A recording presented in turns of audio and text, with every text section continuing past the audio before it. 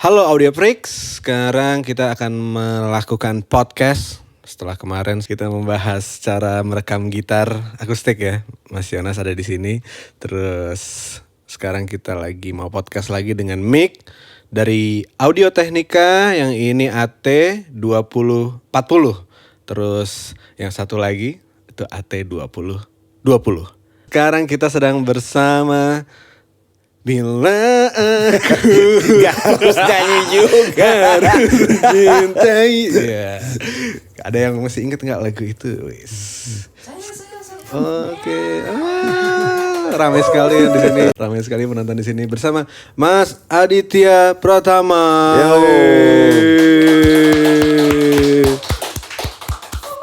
Gimana Mas Adit kabarnya? Baik, alhamdulillah. Pertanyaan standar. Sama sehat? Sama sehat. Mas Adit kalau dengar lagu yang tadi tuh udah bosen apa belum? Ya, mau gak mau ya. Mau gak mau ya. Berarti lagunya udah berapa lama tuh? 21 ya. 21 tahun? Iya, 21 tahun.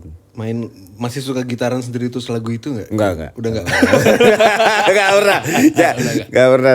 Kayak itu cuma buat kerjaan aja. Buat kerja aja ya. Malah gue hindari kalau misalkan orang lagi ketemu gua gitu terus main gitar, ayo dong main lagu itu. Aduh, bisa yang lain aja deh, kita nyanyi yang lain aja deh. Udah capek ya berarti ya. 21 tahun. Nah, masih inget gak sih dulu Mas Adit awalnya lagu itu ada tuh, atau itu sebelumnya ada lagu lain lagi? Pas pertama kali muncul dulu. Oh, itu kan elemen album ketiga ya. Album ketiga mulai start rekaman 2002. Nah, elemen itu kan setiap album, karena zaman dulu kan masih kaset dan CD ya. Untuk biasanya 10 lagu. Nah, untuk ngumpulin satu album 10 lagu itu biasanya anak-anak itu ngumpulin sekitar 60 sampai 70 lagu. Oh, 60 sampai 70 lagu, abis itu disaring, tapi itu belum ada lirik ya. Belum ada lirik, semuanya masih bahasa nyamuk gitu ya, masih pakai bahasa nyamuk, belum ada judul. Gitu ya. Gitu. Nah, terus disaring, baru dicari dari 60 sampai 70, nanti disaring jadi 20, disaring 10, baru setelah 10 jadi baru dicari yang buat single pertama 1, 2, 3-nya gitu. Proses kreatifnya dulu kayak gitu kalau mau rekaman? Emang kayak gitu semuanya? Kebetulan kalau elemen kan semuanya memang bikin lagu ya. Jadi satu anak biasanya nyetor 7 sampai 10 lagu lah untuk setiap album. Per personel tuh dulu. Per personel. Itu aja gitu. Jadi walaupun belum ada lirik gitu ya, nanti saring. Nah, lucunya si lagu Rahasia Hati, terus Maaf Daya Surga, terus Cinta Sejati yang kebetulan waktu itu jadi single 1, 2, 3-nya itu ya sebetulnya 3 lagu yang awalnya ditolak sama produser. Oh gitu. Awalnya ditolak sama produser, tapi pihak labelnya justru yang padahal belum ada liriknya ya, belum ada lirik, belum ada judul, langsung milihnya itu. Gue maunya yang ini. Dari waktu 70 lagu, dia langsung nunjuk lagu nomor ini yang gue mau yang pertama. Single kedua yang ini, single ketiga yang ini. Saring lagi, tetap itu sampai ya gitulah. Itu di album ketiga ya kalau yang Rahasia? Ya, album ketiga 2002 akhir, proses rekaman, rilis 2002 akhir lah, Desember kalau nggak salah. Gue masuk elemen 98. 98. Akhir 98, November 98 gue. Elemennya sendiri sebetulnya awalnya dari 97 udah ada. 97 udah ada, tapi gitarisnya waktu itu belum gua, malah terus yang masuk duluan adek gua malah. Adik gue tuh 98 awal udah masuk elemen duluan, gue baru 98 akhir. Pas album pertama udah selesai 8 lagu, udah mixing, tinggal sisa 2 lagu, udah gue baru masuk di 2 lagu terakhir. 99 itu elemen pertama kali rilis album. Umur berapa waktu itu? Tahun 99? Adik-adik. Kelas 1? Umur 1? Ya ampun, Jess. Mas Adit 1. Astaga. Mas Adit. Om Adit dia manggilnya makanya ya. Anjir. Kamu baru umur 1, Mas Adit sudah bikin lagu. Lu umur berapa, Pak? 98. 9 tahun. 9 tahun. Berarti udah kelas 3 SD. 3 SD. Pantesan sekarang pakai jaket. Oh, kedinginan. Emang dingin banget. Itu tuh pas dulu bikin tuh langsung pecah apa enggak sih Mas Adit, atau prosesnya tuh seperti apa sih kalau zaman Pecah dulu? tuh apa sih? Pecah meledak Kayak ya? meledak gitu. Ukuran meledak zaman dulu sama zaman sekarang kan kayaknya juga beda tuh kalau musisi. Iya. Kalau album pertama justru sebenarnya jadi Elemen itu kan lama tuh ditolak-tolak. Orang nyangkanya Elemen karena sebagian model, kan ada Didi, Arya, Lucky, sama dulu yang vokalis yang pertama almarhum Roni kan dulunya dari model. Kebetulan mungkin di Indonesia yang terjun dari dunia model, terjun ke industri musik secara profesional. Dulu image-nya itu adalah kebanyakan kan masih boy band ya. Boy band gitu ya. Jadi image-nya tuh kadang-kadang stigmanya adalah jual tampang gitu. Nah, kebetulan Elemen waktu itu band. Nah, itu yang mungkin waktu itu industri atau masyarakat Indonesia belum terlalu terbiasa dengan itu. Padahal kita bikin lagu, kita yang main musik, kita main instrumen gitu ya. Kita ditolak 2 tahun karena nggak ada label yang mau ngambil. Karena label nggak ada yang percaya kita beneran bisa main musik, dan gue belum masuk. Ferdi udah belum masuk, tapi Fajar yang main keyboard sama pemain bassnya Ibang udah masuk. Mereka sih bukan model, gue yang bukan model tuh gue, Fajar, Ibang, bukan Ferdi, bukan. Karena 2 tahun itu ditolak-tolak, terus akhirnya di satu momen akhirnya diterima lah sama Universal. Zaman dulu ada Universal Musik Indonesia, kita langsung dikontrak 3 album. Tapi itu juga waktu ngirim demo kita nggak pakai foto, karena justru kalau pakai foto nggak ada yang mau nerima. Karena ngelihat Iya, karena zaman dulu pikir model. Jadi kirim demonya itu yang bantu tuh Pai BP dulu slang. Nah dia ngirim gitu, ternyata malah diterima pas nggak pakai foto gitu. Nah ternyata waktu sign kontrak sih seneng lah akhirnya, tapi ternyata pas rilis jauh dari ekspektasi. Bukan masalah penjualan.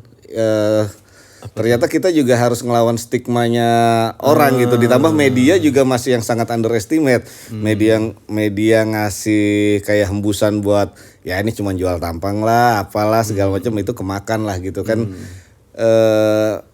Ya kita kan memang masyarakatnya dominan karena konsumtif. Jadi apa yang dihembusin media itu langsung tanpa harus, kalau zaman sekarang kebiasaan langsung komen tanpa lihat caption gitu. Jadi orang zaman dulu tuh udah seperti itu, udah langsung menjudge tapi nggak pernah denger gitu ya. Jadi kita 1 tahun itu manggung itu hanya untuk ditimpukin. Jadi selama 1 tahun manggung itu hanya untuk ditimpukin. Waduh. Jadi kalau sekarang, era sekarang di sosial media mungkin orang komennya di netizen dengan komen di sosial media. Zaman dulu nggak ada sosial media. Kita ngerasain langsung. Semua dari TV juga kan, jadi orang TV nggak ada yang menerima.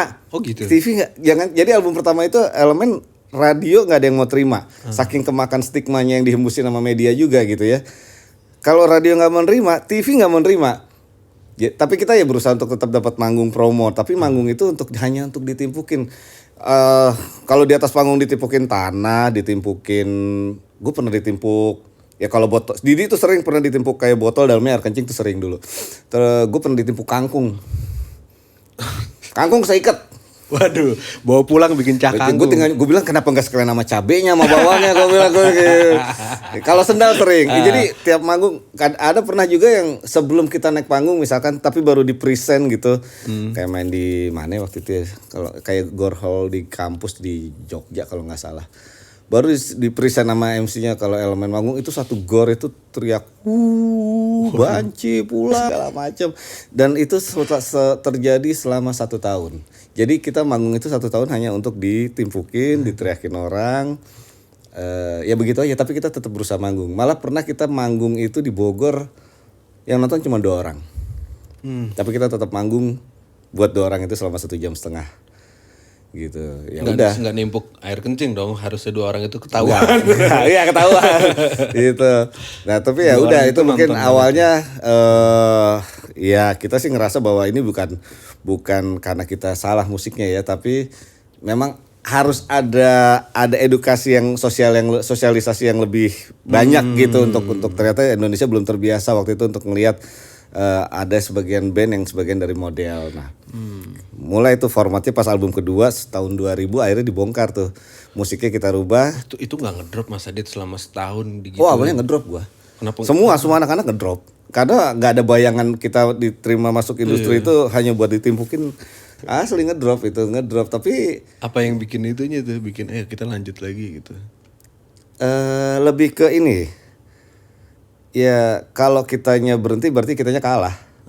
Jadi lebih mikir ya udah ini harus kitanya harus dilawan. Maksudnya kitanya harus bisa nunjukin bahwa ini serius gitu ya. Nah kebetulan pas album pertama vokalis yang satu yang Roni tadi resign. Resign yang almarhum tuh resign, masuk Ferdi karena ganti vokalis, musiknya langsung berubah. Jadi kalau album pertama itu elemen musiknya light banget lah ya, keyboard dominan dibanding gitar. Dan gue memang masuknya juga kan paling akhir gitu ya. Nah pas album kedua itu gitar lebih dominan dibanding keyboard gitu. Itu ngerubah. Kebetulan Ferdi juga range-nya beda ya sama Roni, gayanya beda. Jadi kita, nah baru album kedua alhamdulillah radio sudah mau ada yang muter. Pertama kali adalah Hard Rock FM.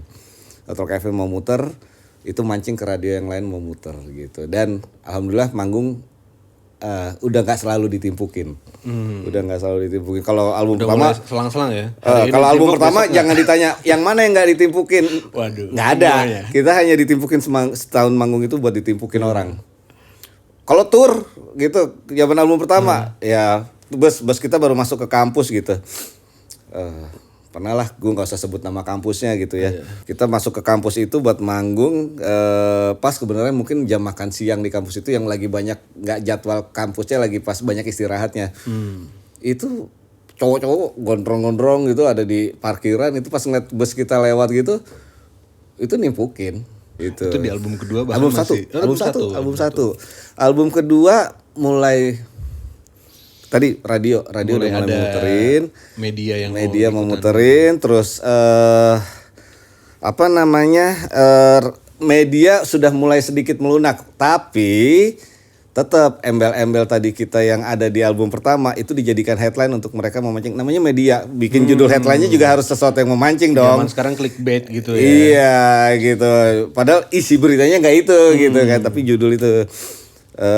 Lumayan lah waktu itu udah mulai manggung, adalah sebulan 4 kali lah ya ada gitu.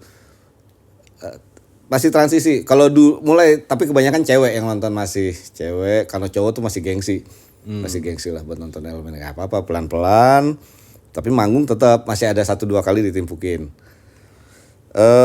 Pernah manggung juga di satu kota. Sampai kita tuh kebetulan tidurnya di atas kafenya tuh hotel. Jadi kalau orang masuk ke kafenya itu yang parkir itu kelihatan lah ya. Kita tuh sampai ngitungin mobil yang masuk di jendela, kita ngitungin mobil yang masuk. Kalau ada mobil yang masuk kita seneng banget gitu. Wah, mau nonton gitu ya. Wah, ada berapa orangnya? Ada 2. Wah, masuk lagi 2. Kok dia keluar lagi? Nggak jadi nonton, kok dia pulang? Gitu ada gitu. Pokoknya Numpang parkir ternyata. kita sampai ya ngerasain seperti itulah gitu. Kalau band zaman dulu kan ngerasain kalau promo album kan naik bus 10 sampai 15 kota tutur tuh kayak gitu ya. Itu kita ngerasainnya di situ. Kalau yang album pertama full ditimpukin, udah capek ditimpukin, gak ada yang nonton. Album kedua mulai emang ada yang nonton. Ada yang nonton. TV mulai ada undangan TV karena radio udah mulai masuk gitu.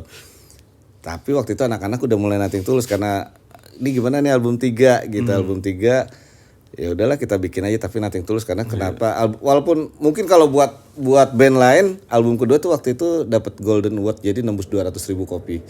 Dari album pertama yang 1.000 juga nggak nyampe kali. Gitu ya, ini 200.000 kopi. Udah oke banget ya, lah. Tapi tetap masih belum make it money lah. Kalau ngomong realistis anak-anak tuh waktu itu udah cuma di titik ya udahlah kita selesaiin 1 album lagi karena kontraknya memang waktu itu 3 album, tapi habis itu elemen ya melanjutkan hidup masing-masing. Gitu. Jadi kita rekaman album 3 tahun 2002 akhir itu cuman buat selesaiin kontrak, tapi nggak berpikir macam-macam. Ya udah, rekaman yang biasanya ngumpul, ini rekaman ya udah pas gue sendirian, Didi sendirian, nanti kalau ada apa gitu. Bondingnya udah mulai. Udah effortnya beda. Fajar itu malah yang main keyboard sudah kerja di Yamaha. Malah dia udah mau dikirim dari sekian ratus staff, dia termasuk 5 staff yang akan dikirim untuk ke Jepang. Jadi dia bilang ini selesai ya udahlah selesai, lanjutkan hidup masing-masing. Beres mixing. Hari itu launching. Kita nggak ada yang nyiapin apa-apa. Udah nothing tulus aja pokoknya. Nothing tulus aja gitu. Udah gitu. Taunya hari itu launching kita langsung dapat triple platinum. Padahal hari itu launching. Nggak nyangka juga kalau niatnya juga udah mulai nyari kehidupan setelah ini. Kehidupan masing-masing gitu udah. Ternyata tahu hari itu kok dapat triple platinum, kita pikir gimmick nih, asal-asalan nih cuma buat mancing media doang kali ya. Ternyata beneran, karena 2 minggu sebelum kita launching, saking kita masa bodohnya sama album itu, kita nggak tahu bahwa sebelum launching 2 minggu sebelumnya lagu si Rasya Hati itu udah disebar ke radio dan ternyata responnya bagus. Triple platinum tuh zaman dulu berapa ya? Di atas 750.000 kopi. Di atas 750.000. Iya, di hari launching kita. Itu terus udah, tapi kita masih nggak percaya, settingan lah. Justru baru kagetnya seminggu setelah itu kita dapat jadwalnya langsung berentet. Ini beneran. Parno kita ditimpukin lagi nggak? Gila, kalau seminggu 5 kali manggung berarti 5 kali, taruhlah 3 kali bakal ditimpukin nih kita. Ternyata enggak. Itu baru kita ngerasain penonton penuh. Berarti tuh di situ puncaknya Elemen tuh di album ketiga itu, berarti di masa yang waktu itu. Start ngerasain sesuatu yang akhirnya kita punya reward atas apa yang kita buat. Mulainya startnya di 2003. Itu tuh 2003 terus panjang gitu gak sih Mas Adit? Bikin video klip tour itu iyalah. Berapa lama tuh berarti Mas Adit ngejalanin ngerasain itu tuh? Sejak 2003, sejak rilis. Dari 2003 sampai 2007, karena gue resign kan 2008 ya. Sampai 2008 awal, pas sebelum gue resign, Elemen itu tidak pernah break. Jadi hampir setiap bulan itu full. Malah kita pernah, kalau sebulan harinya cuma 30, kita pernah manggung paling sedikit 25, paling banyak pernah sampai 32, 34 kalau gak salah. Jadi kalau yang kotanya deket sehari bisa 2. Mas Adit, yang paling aku penasaran sih kalau yang zaman dulu tuh, berarti ada sempat ngerasain dari yang jadi orang biasa aja terus tiba-tiba jadi fame-nya naik, terus popularitasnya naik, gitu. Berasanya tuh seperti apa? Kayak ke warung gitu ada yang notice gitu. Nggak usah ke warung deh. Pada saat teman-teman lu, keluarga lu langsung pada ngakuin, itu teman gue loh, itu ponakan gue loh, itu saudara gue loh. Segala hal yang gak penting itu diundang. Yang nggak penting itu biasanya orang nggak terlalu mengundang gue tuh dulu, kayak mau ngajak main aja atau nongkrong mungkin mikir-mikir lah ya. Tapi pas sejak kejadian itu sampai acara nggak penting juga diundang. Yang lingkungan paling circle paling kecil gitu, perubahannya drastis. Gitu. Kan memampukan banget itu kalau punya fame itu rasanya. Kalau gua ngelihat ya gua sih nggak tahu. Konsekuensi itu ada pada saat tingkat kehidupan, level kehidupan lu naik, ada sosialisasi kehidupan lu juga akan naik. Dan itu pasti akan berimpact dengan segala macam hal, dengan penuh konsekuensi, waktu, lingkungan, segala macam. Kita mau jadi miring gampang banget lah gitu. Mau lurus mau belok gitu ya. Mau nyari sesuatu udah nggak mesti usaha. Mulai album itu kita udah mulai sering ke Asia juga kan, ke Malaysia, Brunei, Singapura, membuat tour di sana. Ya mulai ngerasain sesuatu lah gitu. Nah banyak lah yang baik buruknya banyak. Gitu. Mentalnya yang harus kuat. Sempat goyang nggak dulu Mas Adit? Jujur saat itu yang nyelamatin itu adalah PlayStation, Winning Eleven. Oh jadi main terus di rumah? Iya, jadi kita itu bukan di rumah. PlayStation itu salah satu riders yang harus wajib dibawa. Kalau kita gitar ketinggalan gitu, itu masih nggak masalah. Tapi PlayStation ketinggalan, itu kita uring-uringan kru bisa cari pinjaman atau kalau nggak ada sewa lah pokoknya gitu. Jadi itu harus lebih penting. Oh itu yang ngejaga satu band malah tuh main PS. Gini, anak band itu kan sebenarnya paling bahaya adalah after partinya. Iya. Ada apa aja itu? After partinya. Ada apa aja sih aku nggak tahu. PS itu adalah membantu psikologis kita untuk melewati malam setelah manggung, after party sampai nunggu check out pagi. Jadi anak-anak tuh nggak tidur juga. Tapi main PS, bikin turnamen aja sampai pagi, supaya kita supaya kita sampai check out, pindah ke bandara untuk lanjut ke atas selanjutnya. Tapi minimal 1 hari terlewati. Gitu aja. Di situ tipsnya, band-band yang baru terkenal kamu main PS. Gitu. Mungkin karena emang aksesnya kebuka terus gampang banget. Iya. Lu mau jadi orang hitam juga gampang, bukan nyari disiapin. Gitu. Finansial naik. Ya kan, mental juga kalau belum kuat-kuat banget. Umur masih 20-an. Nomor rekening nolnya banyak amat ya gitu kan. Gitu ya. Duit ada, semua orang seneng. Kerjaannya kan tiap hari cuman bandara, hotel, panggung, hotel, bandara tiap hari kayak gitu. Kalau bus ya bus gitu aja. Gak ada yang kena nih Mas Adit berarti ya. Aman. Kalau dibilang aman 100% enggak. Karena pasti tiap band pernah ngelewatin fase itu. Cuman balik lagi ngehandle-nya itu. Kita mau stay di situ apa mau move on gitu. Itu balik lagi ke orangnya gitu. Terima kasih PlayStation.